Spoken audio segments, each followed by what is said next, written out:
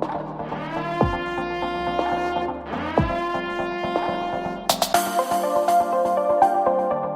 I'm Jeannette Sutton, And I am Eddie Bertola. and we welcome you to another episode of The Alerting Authority. And as always, we encourage you to subscribe, follow, listen, and most importantly, participate in these podcasts. We want your questions, concerns, your ideas, your problems, your pain points, and your success stories, so we as alerting authorities can better do our jobs and make our communities safer. And today we are super excited to be welcoming to our podcast Eric Queller. Eric serves as the emergency manager for the village of Ruidoso, New Mexico, leading community preparedness, response, and long-term recovery efforts. His leadership spans multiple complex disasters, including the 2024 South Fork and Salt wildfire, the subsequent flooding, the 2025 post-burn scar floods, and recent winter storm impacts. And in these incidents, Eric led Emergency Operations Center coordination and supported response and recovery activities for multiple presidentially declared disasters, which we will be hearing about a lot today. So Eric began his emergency management career at 17 years of age in San Antonio, Texas, where he was in the Bexar County Community Emergency Response Team, and then later with the Bexar County Office of Emergency Management. He has a bachelor's of business administration from MSU, Texas, and his leadership has been recognized by Texas Emergency Management Association, the Texas State Senate, and the New Mexico House of Representatives, and the New Mexico Association of Emergency Management Professionals. They named him the Emergency Manager of the Year in 2024. Eric is truly a phenomenon and I'm just so excited that we get the opportunity to hear from him and to learn about his experiences as this dynamic and young and energetic emergency manager who's worked through so many presidentially declared disasters in his young tenure. So we're excited to welcome Eric. Yeah, and I mean, to be named Emergency Manager of the Year, it doesn't mean you're not doing anything. It means that you're probably involved in more stuff than you want to be involved in because stuff is happening to your community. So those types of awards and recognitions, I want everyone to remember that it's because of actions that are happening, sleepless nights and having to activate. So it'll be really fun to hear everything that kind of led into that. I doubt he's going to say, hey, guess what? I was nominated here. I got this. He's probably just really going to be just engaged in the process. And you'll find that emergency managers, it's fun. And I'd say with alerting authorities, they really love their communities and the people that they help serve. And so it'll be fun. And another fun thing is we're welcoming another sponsor. We have Everbridge that is sponsoring this episode of the Alerting Authority. Everbridge is used by more than 6,500 global organizations to keep people safe and reduce disruption to operations. They help leading enterprises and government organizations across the globe build digital and physical resilience by using their industry-leading solutions. Today, their high-velocity CEM platform, powered by purpose-built AI, sets a world standard for business resilience. So with Everbridge, customers can confidently anticipate, mitigate, respond to, and recover from critical events. So we want to thank Everbridge for sponsoring and look forward to many other opportunities to work with them. I'm so excited to welcome Eric to the show. Eric, thank you so much for joining us today. Yeah, no, it's a pleasure to be here, and I'm looking forward to it. That's so great. So, we read your background, which is encompassing of your education and your prior experiences, but I want to know more about your town, the village of Ruidoso, New Mexico. Can you tell us about it and also a little bit about the emergency management agency that you work in? Yeah, no. So yeah, lovely to be talking with y'all this morning. So when it comes to the village of Ruidoso, I like to say we're a small mountain town, but truly that's kind of a misconception. Our census population is about 7,000. That was the last census count a couple years ago, and that's the equivalent of our permanent residents that are staying here that are here year round. But when we start getting into our like key tourist seasons, when we start getting into the June, July, August, September time periods, we truly shoot up to a really destination location for the village, for the entire United States. And so we go from a small town of 7,000 upwards to 50, 60, and all high as almost 90,000 people that come in the Ruidoso complex. So Ruidoso Downs, Alto, Mescalero, Capitan, all of our surrounding jurisdictions. So we truly shoot up significantly in our population. So Nice. we're doing small town things, but we have, of course, a lot of people that come and enjoy the town. Hmm. And just to keep the tourism board or bureau of your area happy, can you actually, where is Ruidoso? Like, Yeah, no, that's a great question. So we are the most southern tip of the Rockies when it comes to the Rocky Mountain chain, and so we cater to a lot of what we call tourism hubs. And so we have the Amarillo, the Lubbock, the Midland Odessa, and the El Paso clientele market that comes over from West Texas. Of course, El Paso being one of our largest providers of tourists that come to Ruidoso. We're about 2 hours from El Paso, and so when it comes to the folks that are coming up, it's a nice little mountain getaway from the desert Southwest. Mm, that's great.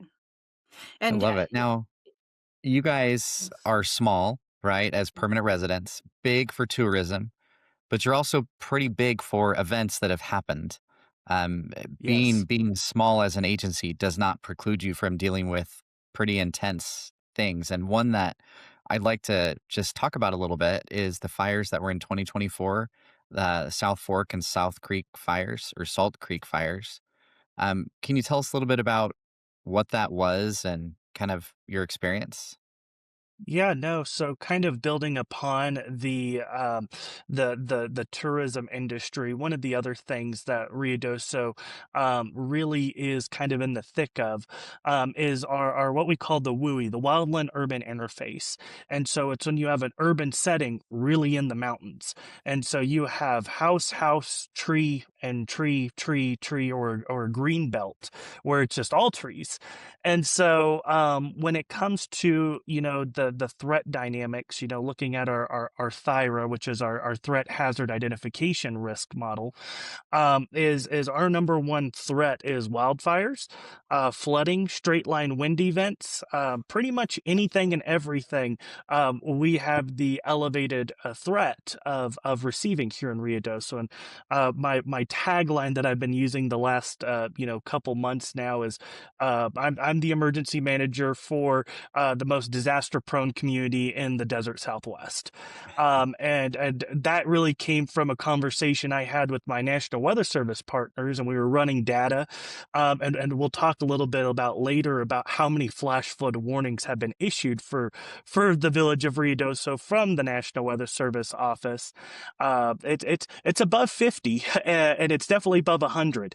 And that's been since June 17th. And so to your original question, when it comes to the South Fork fire and the Salt fire, that was kind of the turning point and pivotal point of receiving the I guess nomination and award for most disaster prone community in the desert Southwest.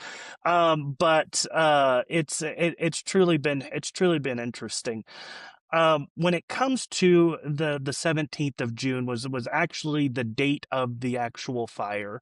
A lot of people think that, oh, it was, a anomaly. There wasn't, there was these high elevated conditions. Well, it was just a normal day. In emergency management, we really think that, I have an idea of when I'm going to go to bed, but truly that doesn't always come into play. And so on the 17th of June, that was a Monday, I didn't anticipate being up for 94 hours that morning because of the South Fork fire. And so just kind of walking y'all through the timeline. But before we get into that, taking a step back, the South Fork fire was 17,569 acres. So by the time that we did total containment, that was the amount of acres that it consumed. Now, that was also that happened on that day, the 17th of June. It wasn't just the South Fork fire that we were dealing with that day. We also had a second large wildfire that was kind of horizontal to the South Fork fire, and that burned a total of 7,071 acres.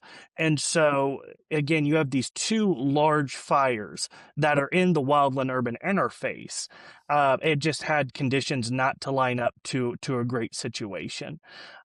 So, again, you look at the weather conditions, they were not anywhere near like historic. There was not any, PDS public, or excuse me, it was, what does a PDS stand for? Particularly dangerous situation from the National Weather Service. There was none type of those conditions. It was just a normal high risk fire day.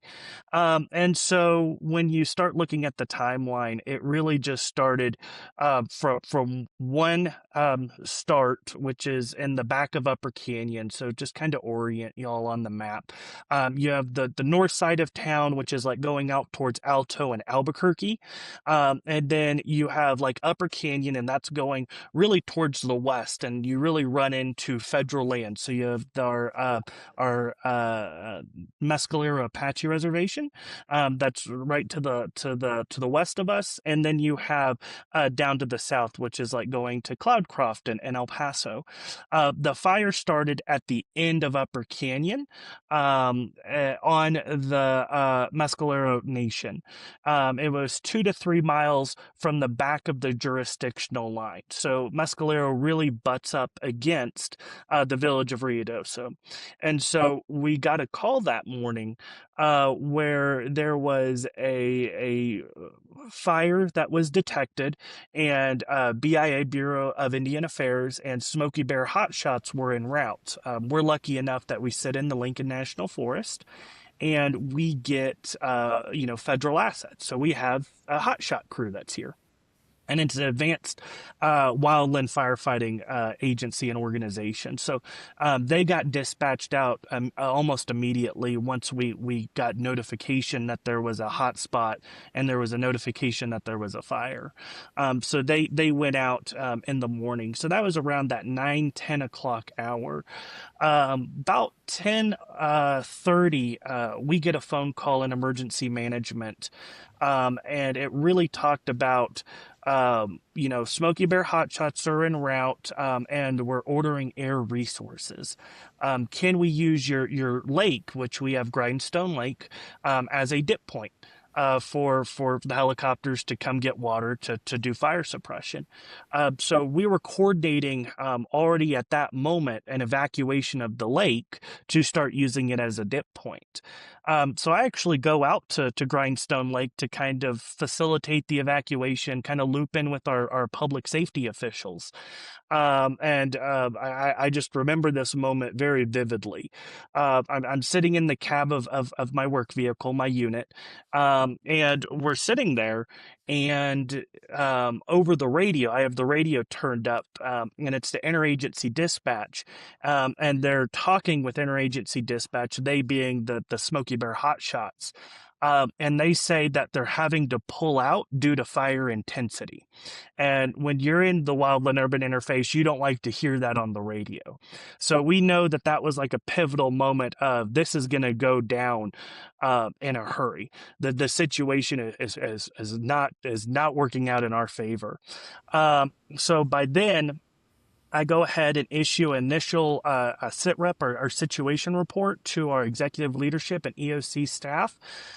We degrade the our emergency operations center level to a level 3. We were at level 4 that morning, just normal operations. We go into an increased readiness. So we're already starting to make phone calls to our sheltering partners like, do you have availability to Red Cross? Do you have your shelter support trailers? What's your availability? You know, just those type of pre-action items that you know, you want to make sure that you're ahead of the curve instead of behind the curve. We start moving into this territory of, oh, this again is going to get bad, because we also know what the forecast conditions were the afternoon, and that was you know, critical fire weather in the afternoon.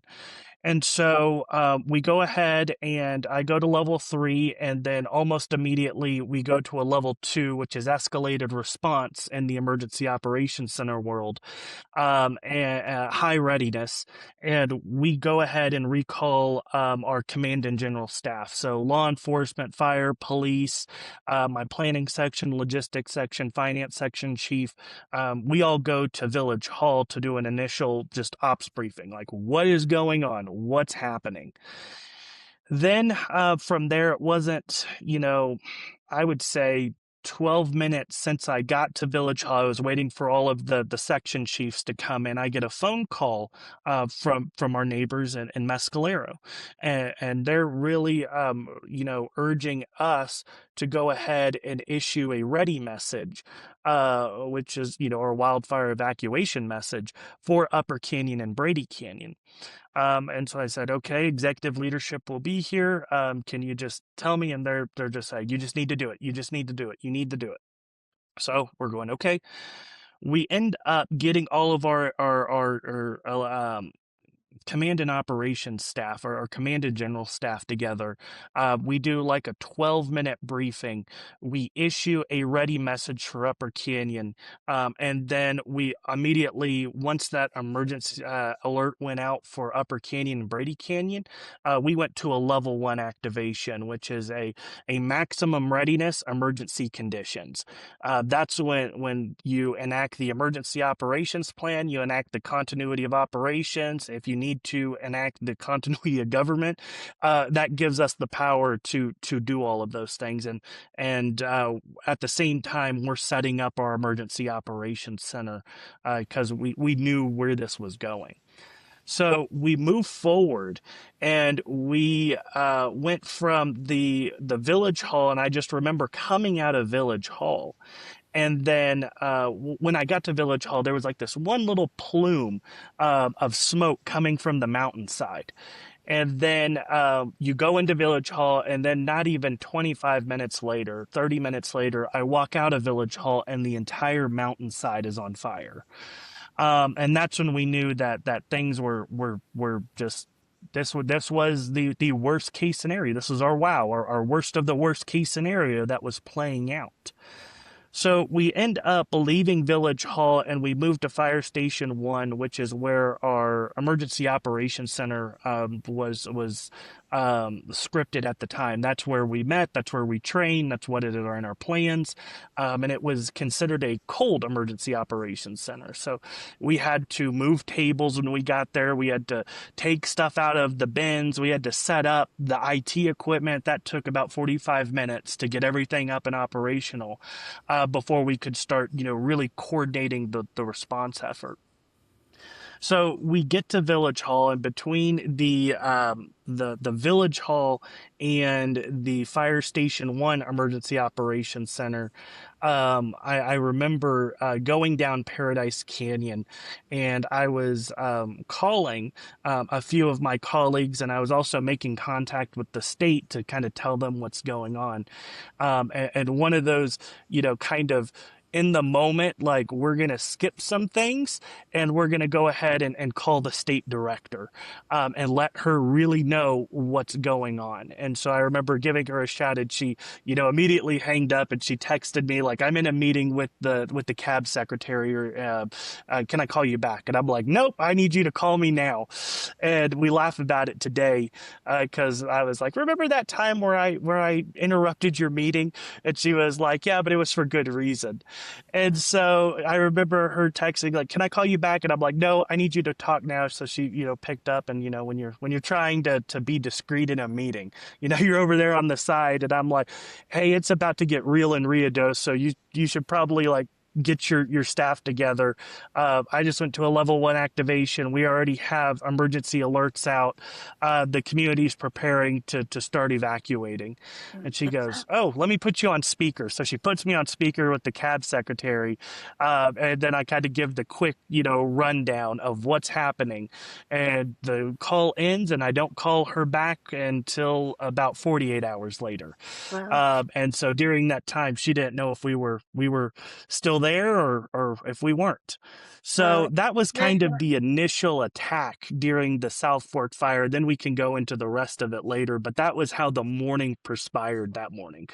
That is amazing. And obviously those events are so etched in your memory of these individual images that you have kept in your mind that anchors you to those moments that were so pivotal. And thank you for sharing those with us, because they're really vivid, and it's that kind of vividness that helps us to really envision what it would be like if we were walking in your shoes. Yeah. Um, you talked about a ready message, and that Mescalero asked you to issue that message. Can you tell us what ready means, and what did they hope people would do when they received a ready message? Yeah, no. So, the village of Ruidoso, and really our local partners have adapted to the National Fire Chief Association's guidelines when it comes to, the Ready, Set, Go program. And so when you look at Ready, Set, Go, and this is, I'll be honest, it's kind of heartburn with this. And I know we could talk a little bit about this. The Ready, Set, Go program wasn't really intended for evacuation messaging. And I think that's something that us in the profession of emergency management and alerting authorities need to really have honest and deep conversations about wildfire evacuation. I know you're kind of heading up that mission when it comes to trying to get everyone on the same page, but the ready message is like you're be aware of your surroundings. It's you need to have a heightened sense of situational awareness. You don't really have to act right now, but I really need you to turn off the silence on your phone. Make sure your weather radio is still programmed for local alerts. Make sure that you're maybe checking Facebook a little bit more often for official updates from official channels. It's just that kind of heightened situational awareness we want people to be in. There's no immediate risk, but you could get into a set or a go message at any time. And there's also a lot of misconception that you have the layered approach. It can go from ready, set to go, where that's not the case. And what happened during South Fork for Upper Canyon, Brady Canyon, we went from a ready message and we skipped set and we went straight to a go message where your life is in danger. We need you to leave and evacuate to a safe location. So you have that ready message. Then you have a set message, which is like your evacuation warning. And that is your, hey, if you have access functional needs, if you have livestock, if you have some other hurdle that is that you need to take care of, this is your go message. You should probably start moving away from this area. It's your evacuation warning. Then you take a step further, which is a go message, and that's like your evacuation order. Again, when it comes to evacuations, again, across the continental United States and everywhere else in the world, everyone has different laws and regulations when it comes to evacuations. Here in the state of New Mexico, we have no mandatory evacuation laws. So I can't issue an order, a lawful order for people to vacate an area. Now I can tell them to evacuate and then shut down public roads and keep them out. That is fully within the power of the law for emergency management. But we can't issue a lawful order. We can't go into someone's residence, take them out of there, and all of that good stuff. Mhm. So the go message is your life is in danger, and we can talk a little bit about the go message, the historic go message that went out for the village of Ruidoso here in a second. But that's your last level alert. There's no additional emergency alerts that are coming after this message. It's your sign to leave. Yeah. And so that's the steps that we practice right now with the Ready, Set, Go model. Well, we're taking a short break to talk about our sponsor one more time, which is Everbridge. But I hope everybody's listening to this conversation, because when it comes to alerting and resilience, it's not just about quote unquote sending a message. It's about making sure the right people get the right information at the right time. And that's why, as we've said before, more than 6,500 organizations around the world trust Everbridge. From global enterprise to government agencies, Everbridge helps teams stay ahead of disruption and protect what matters most. Their high-velocity CEM platform, which is powered by purpose-built AI, helps organizations anticipate risk, communicate clearly during a crisis, and recover faster from critical events that occur all around us. Whether it's severe weather, operational disruption, which, as you're hearing Eric talk about, which could be fire, flood, or many other things, we all experience major incidents. Everbridge can help leaders stay informed and have more confidence as they make decisions and act quickly to better their communities. If resilience matters to you and your organization, and it should, Everbridge is helping set the global standard. So thank you to them, and let's continue on, and you can learn more about Everbridge at everbridge.com. It's interesting you were talking about different states having different abilities to remove people from their homes or not, and the language that's used. And my understanding is that in California, and Eddie, you probably know this very well, that they can issue an evacuation order, but they still cannot go in and remove people from their homes. But in other states, they issue an order and they can remove people from their Yeah. homes. I think that's Texas. Yeah. And so the language, even when you're not using it as because it's not enforceable, there are some places that use it and it's still not enforceable. And so there's like this potential point of confusion about what's lawful, what's not lawful, what's the requirements around it. And I know that you guys also blend in these levels in addition to your Ready, Set, Go, and then maybe some colors and Yeah. the layers of messaging kind of build on top of each other, which can create some um, uh, well, I honestly, I don't know if it's confusing for people. And I would love to hear, as we continue our conversation today about your public education around all of that Yeah. language. Eddie, do Yeah. you know, is that a correct characterization of evacuation order in California? They can't actually move people. Correct. No, it is, but they still use, voluntary and mandatory, as different things to say, but you're correct. Yeah. Yeah. Yeah. Yeah. Well, thanks for sharing all of that, Eric, because it is a challenge, and you're right there. I'm not the one who's leading the efforts and trying to coordinate that. I'm working alongside of different organizations that are really interested in helping to create more consistency across Yeah. organizations and across states. NFPA, the U.S. Fire Administrator, was working on it for some period of time.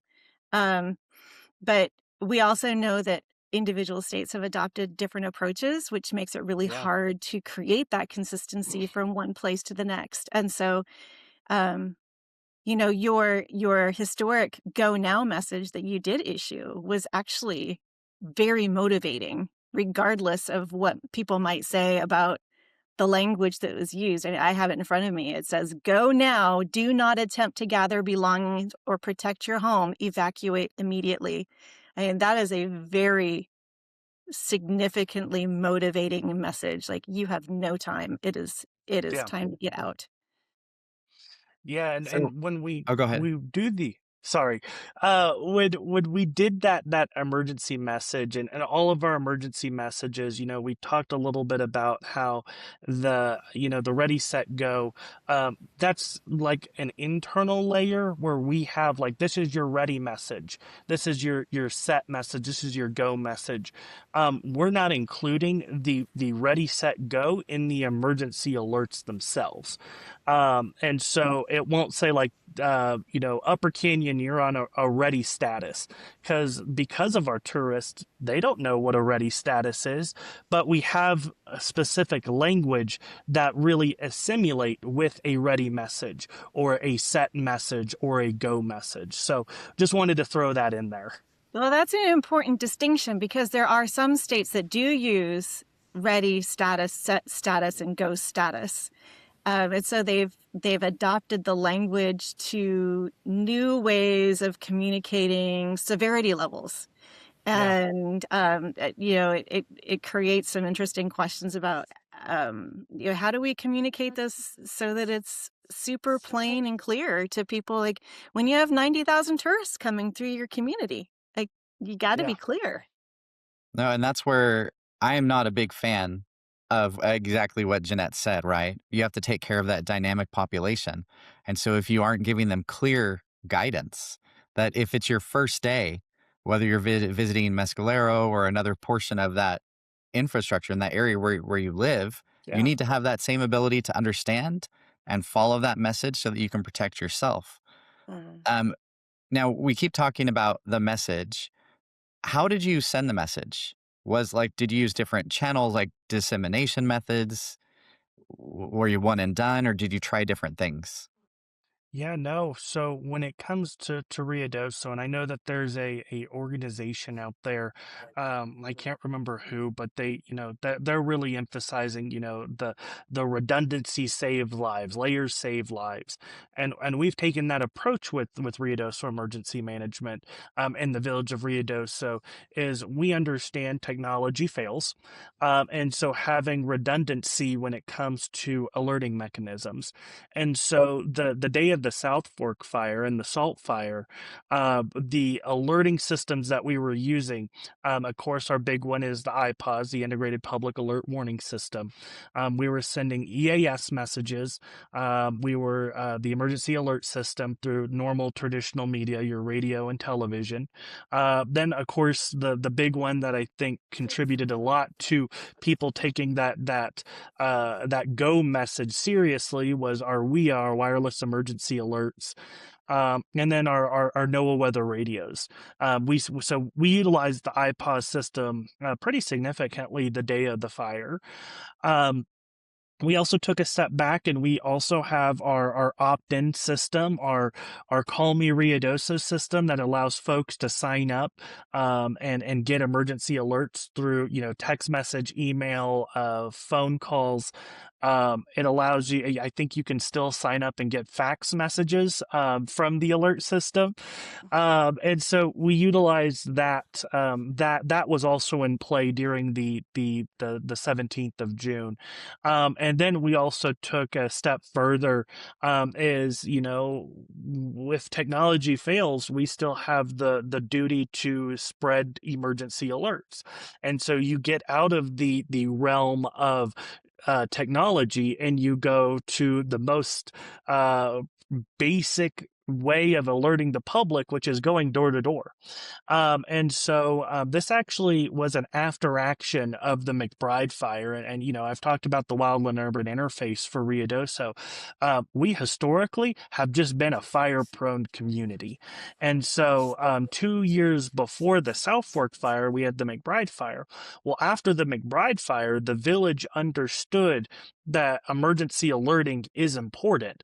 And actually, all of the parks and recs, public works, planning and zoning vehicles have lights and sirens and a PA system on them.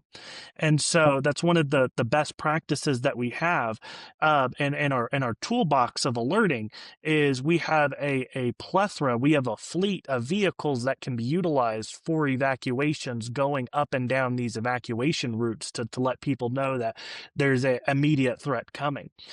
So the day of the 17th, that Monday, we were using our iPods, our opt-in system, and then we were also going door to door knocking and telling people that, hey, it's coming, or you're in a ready status, or it's time for you to go. And then that last level of like it's really hitting the fan, was the 6:40 p.m. alert message that went out to that full city evacuation. At that same time, we activated our outdoor warning system. So at the time, the village of Ruidoso had an outdoor warning system. It still does. We just actually did significant improvements to it. But it was a single tone alert system that really emphasized that this is a full city evacuation. We need you to tune in for additional information, and we need you to leave. And so that was the layers that were implemented that truly saved lives that day. Bravo for using the EAS system. When people talk about iPods, they often talk about WIA. One thing dealing with wildfires, from my experience and your experience, is the infrastructure of the cellular network can be compromised during a wildfire, Yes. whether it's through public safety, power shutoffs and other things that are in advance, or through just destruction of the actual infrastructure itself. Yeah. I mean, you could have those issues, but with the EAS system using radio, TV to broadcast, that is such a wide breadth of a broadcast that you really can reach people. And so props to you for using the EAS system as well. It's often overlooked. Yeah, no, one little caveat that I love to throw in there, because again, we're so unique in our abilities to reach the public beyond traditional means, and it's truly because the village of Ruidoso has their actual own AM radio station. So it's owned and operated by the village of Ruidoso. We have our own infrastructure that's on generator backup. The station, we have a whole plan that allows our radio producer to do incremental updates. Or the day of the South Fork fire, we enacted that plan, and he just continued on air through the duration of the evacuation, just giving updates of what the fire was doing. So it wasn't that just original EAS message that kind of broke up the broadcast. It was also added where we could give more specific information about what was happening to the community. And we continue to utilize our AM radio station. And we actually just got a converter, so it's AM and FM now. But it's something that we're utilizing a lot of in this tourist community, since everyone, yes, we tell people to find more information at the end of our alerts. Well, we tell them, to tune in to 1490 AM or 99.1 FM to get additional information, since that will always be rotating through. That's a tremendous resource. And I bet that broadcaster has some really good stories to share about what it was like to be on air for days at a time. Yeah, I Yeah. read about stories of people who were on the radio in the midst of other disasters. Those are always really compelling narratives about people's experiences of being that voice of trust and somebody that people were really looking to throughout the event. So okay, so let's move on from you had the morning, the evacuations have gone out, the entire town was evacuated. You lost a lot of structures. Yes. And so there was a lot of losses. And so can you tell us a little bit about that? And then tell us about how that leads into planning for flash flooding? No, so we never really, we had our evacuations plans, but we never really anticipated doing a full city evacuation. And so we were kind of moving into uncharted territory that day. Luckily, we had the message go out. People were abiding by it. We had our firefighting assets that were protecting those evacuation routes that were going out towards Roswell. And when it came to just the cooperation from our citizens, in the moment, I didn't really hear stories. I didn't, talk to residents that were evacuating. We were coordinating the evacuation, but on the backside, we were actually talking with our with our residents, and they were like, that was the most polite evacuation we ever experienced. I'm like, what are you talking about? And they're like, people would just let us through, and we felt safe that we were moving in a good direction. And I think that was really going back to the urgency of the message, but it was giving those key details within the message of, this is your route that is safe. And it was amplified by the things that were being said on the radio, the opt-in system, the messages that were going out through social media, that you're going to Roswell and there's a place for you in Roswell. And then, of course, we ended that message with tune into 1490 AM for additional information. While everyone's in their cars, they're going to tune into the radio station to get more information. So that's really truly what happened during the full city evacuation. But it's always interesting to hear people, that was the politest evacuation we've ever been a part of. And I was like, thank you. Good. I'm glad you had a good experience. I don't know. That's so great. I have my colleague who's in Australia, who did so much work here in the United States before moving there. So hi, Erica Kulagowski. I talk about you all the time. You know this. Erica's recent research on wildfires in bushfires in Australia. The thing that people need to know that is frequently absent from messages is, where do they go? Where is the evacuation shelter available? And it sounds like you provided the information people needed to help them to make the decision that this is indeed where I should be going, because they've already thought through how I'm going to be safe when I get there. Yeah. So yeah, it's a good job. No, I Well, appreciate it. I am, again, super impressed with this. Now, and again, giving people information. When you look at after action reports, that is like the first, second, and third thing that comes up is communication, information. Not only internally, people want it for decision making, so you can have informed leadership, informed decision making, but the public needs it so that they can feel safe and make the right decisions to protect themselves and everyone else. I really like how you touched on access and functional needs.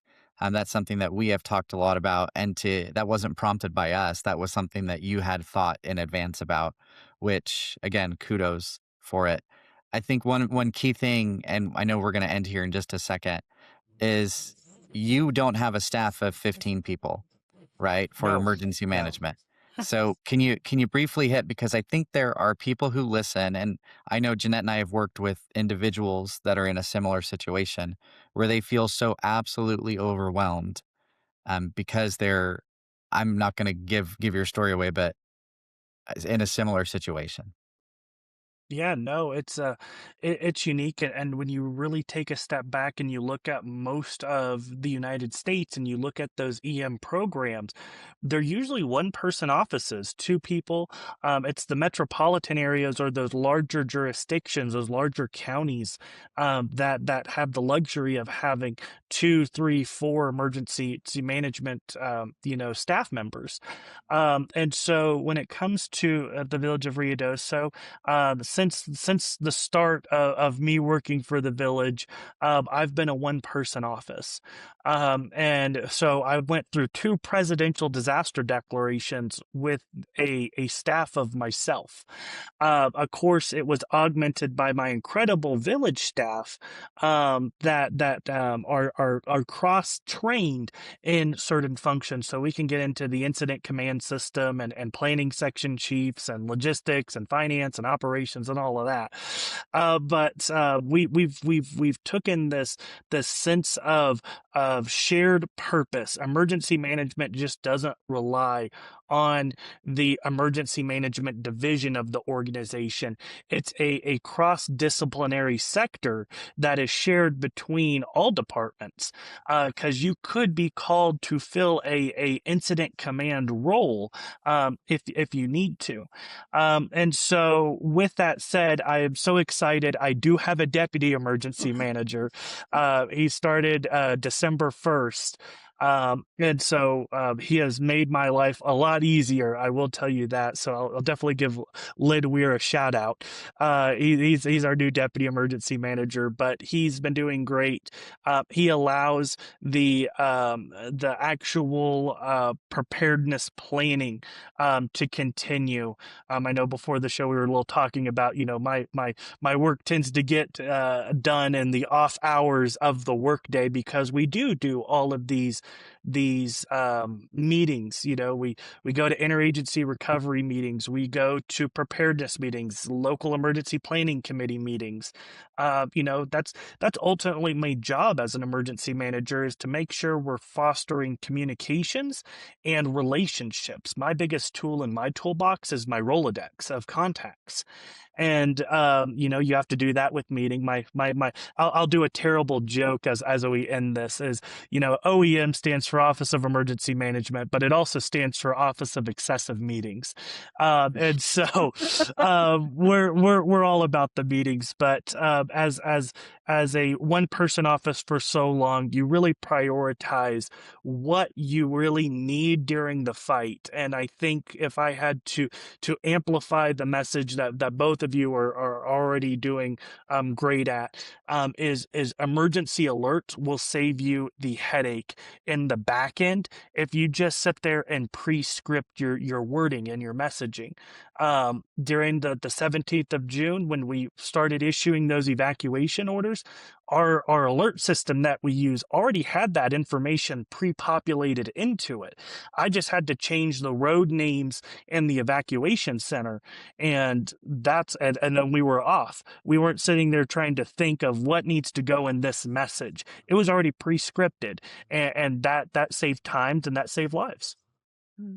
That's great. And I'm so glad that you've been able to grow your staff and you have your new deputy who's alongside of you, and the real creative ways of integrating across the whole village, of bringing everybody together. So what's next?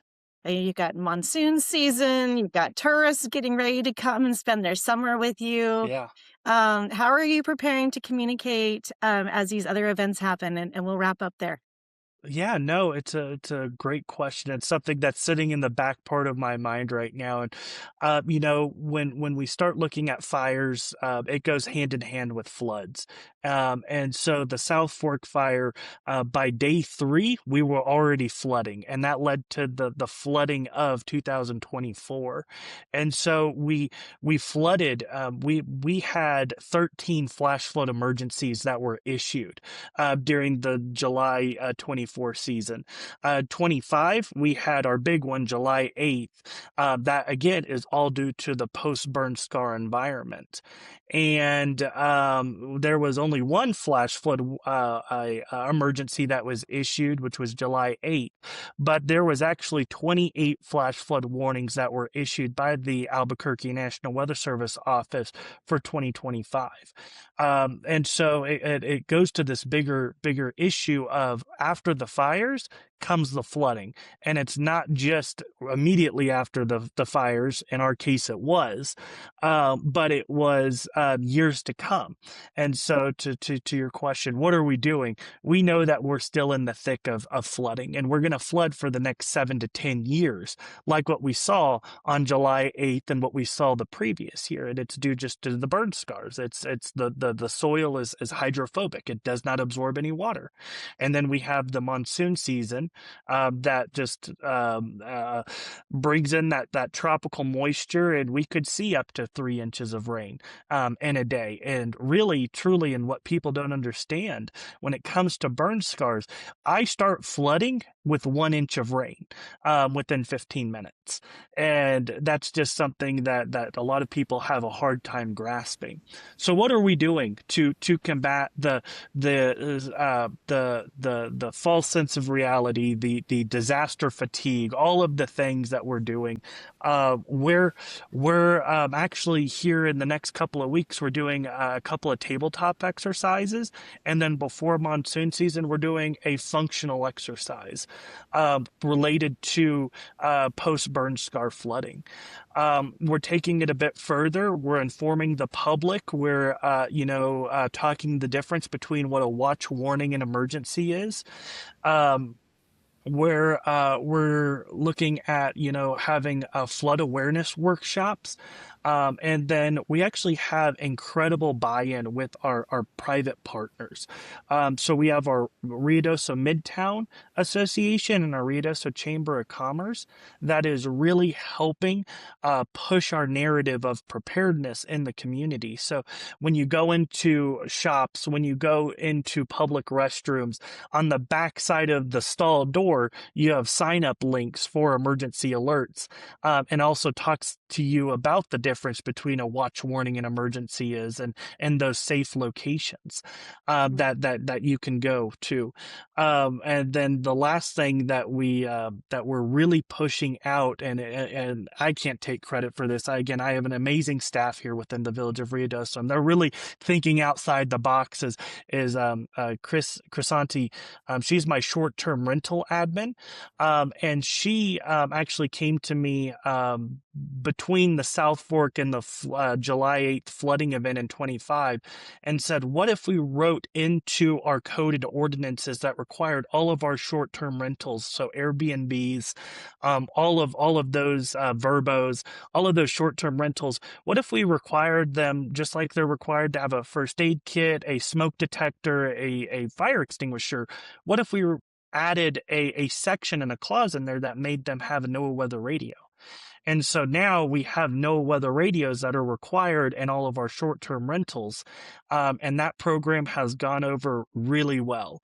And so that's just adding to that layers of, we have out-of-town people that don't know the risks, but we need to get them risk informed when things don't head in a great direction.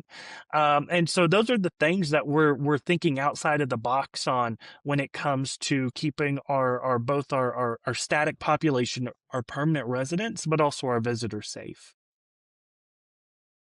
Those are fantastic tips that I think all of the listeners to the Alerting Authority can really take and implement in their own communities. I love this idea of putting up flyers in the bathrooms. Of course, people are going to see those.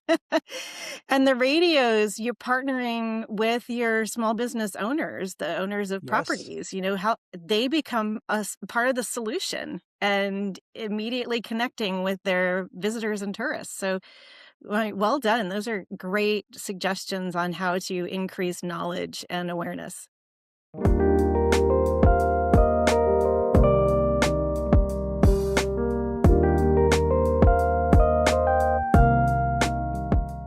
I'm just so happy that we had the opportunity to talk with Eric about his experiences. Truly, he's demonstrated this amazing leadership and also the creativity that his community has embraced around alerting, not just with all of the layers of channels that they use, but the strategies to engage their local community.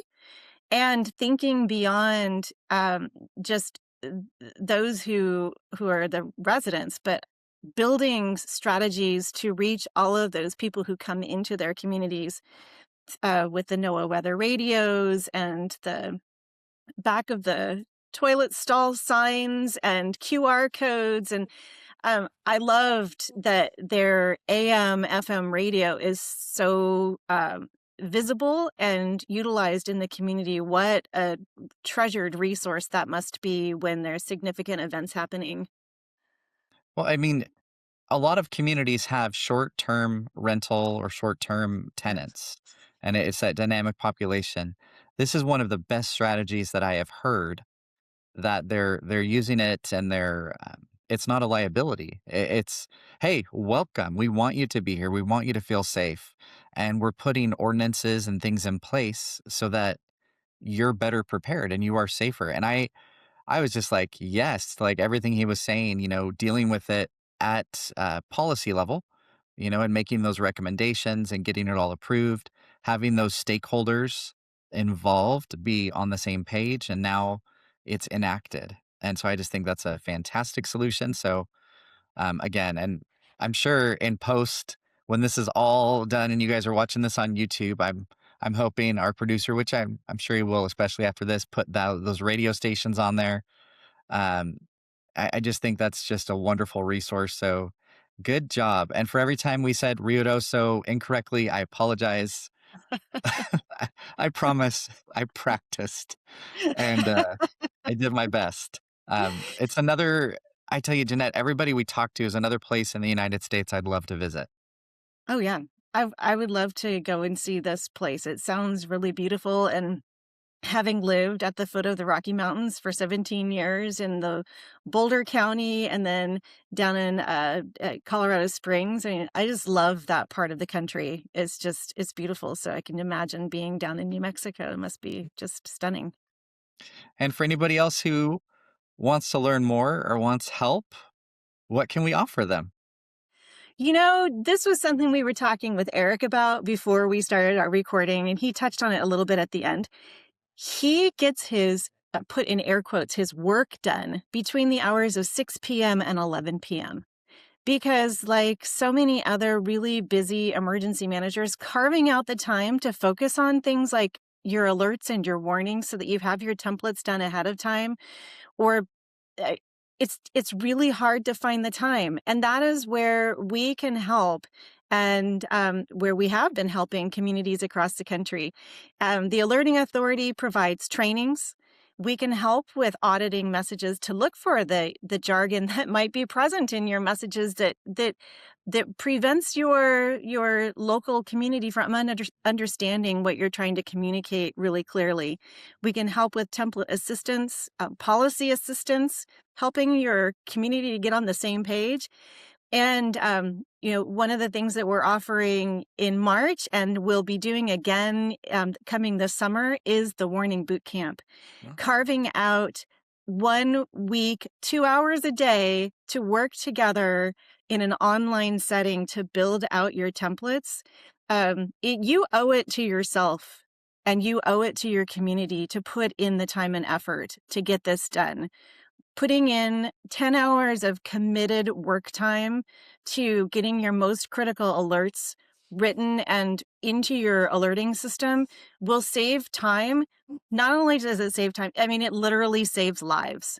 And that was really emphasized by Eric as he was concluding our conversation today about the importance of having those things pre-programmed and knowing that when it was time to send the message, it had already been approved, and all he had to do was add in the location information, but he was ready to go. So, we at the Alerting Authority, we want to help. And so please, pay attention to upcoming opportunities to join the boot camp. And you can find more information about our boot camp on thewarrenroom.com, which is another website that we like to send people to get additional information about how you can improve your alerts and warnings. Absolutely. And you'll see links, I'm sure, for that if you're seeing on YouTube or if you're on the Alerting Authority. .com, you will see links for it all over too. Yeah. And just thank you for being here. Thank you for being a part of this. And again, thank you to Eric, our guest, and our future guests and our sponsors. We at the Alerting Authority believe that every second has a story, and it's our pleasure to be here to help share yours.